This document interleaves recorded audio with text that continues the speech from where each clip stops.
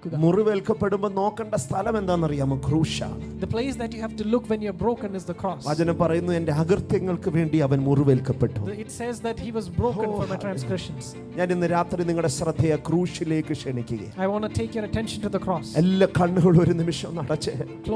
Let's close all. ഇന്ന് രാത്രി നിങ്ങൾക്ക് ആ ക്രൂശിലേക്ക് ഒന്ന് ധ്യാനിച്ചേ. Can we think about the cross tonight? ആ യേശുവിന്റെ മുഖത്തേക്ക് ഒന്ന് നോക്കി. Can we look at the face of Jesus? യേശുവിന്റെ ശരീരത്തിൽ ഉണ്ടായ മുറിപ്പാടുകളില്ലേ? All the bruises on his body. അവന്റെ വിലാപ്പുറത്ത് അവനുണ്ടായ മുറിപ്പാടുകളില്ലേ? All of the pain on his back. അവന്റെ കൈകാലുകളിൽ ഉണ്ടായ മുറിപ്പാടുകളില്ലേ? The bruises on his hand and feet. ഇതെല്ലാം കാണിക്കുന്നതിന്റെ സൗഖ്യത്തെ. It points to our healing. ഒരിക്കൽ Thomas ചോദിച്ചു, ഞാൻ എങ്ങനെ അങ്ങേ വിശ്വസിക്കും? And Thomas asked him, how do I believe in you? യേശു കർത്താവ് തന്റെ മുറിഞ്ഞ കരം കാണിച്ചു കൊടുത്തിട്ട് പറഞ്ഞു, ഇതാ എന്റെ മുറിഞ്ഞ കരം. He showed his broken hand, pierced hand, and he said, this is my hand. അവന്റെ മുറിഞ്ഞ കരം ഇന്നും അവൻ കാണിച്ചു തരാൻ തയ്യാറാണ്. He is ready to show his wounded hand. രാത്രി ഞാൻ കാണുന്നു ചിലർക്ക് ആ മുറിഞ്ഞ കരത്തെ കാണാൻ കഴിയും. I know you can see this wounded hand today. ആ മുറിഞ്ഞ കരത്തെ ഇന്ന് രാത്രി നിനക്ക് കാണാൻ കഴിയും. You can see that wounded hand അവന്റെ tonight. മുറിഞ്ഞ കരം നിനക്കൊരു അടയാളമാണ്. It is a symbol. നിന്റെ മുറിവുകളെ സൗഖ്യമാക്കുന്ന ഒരുവൻ നിന്റെ കൂടെ ഉണ്ട്.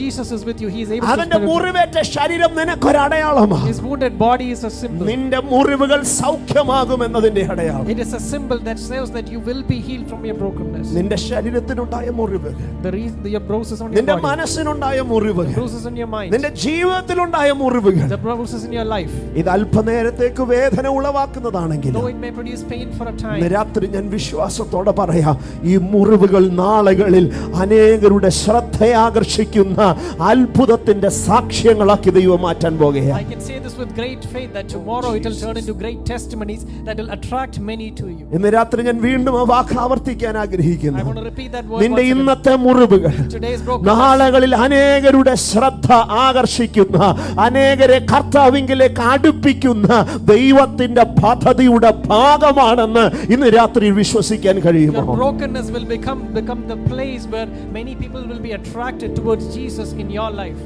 ഹല്ലേലൂയ. അല്പനിമിഷം ആ കണ്ണുകളെ ഒക്കെ ഒന്ന് അടച്ചാട്ട് യേശുവിനോടൊന്ന് പറഞ്ഞേ, അപ്പാ എൻ്റെ മുറിവുകളെ അങ്ങ് സൗഖ്യമാക്കണമേ, എൻ്റെ തോൽവികളെ അങ്ങ് സൗഖ്യമാക്കണമേ, എൻ്റെ ഉടച്ചിലുകളെ അങ്ങ് പണിയണമേ.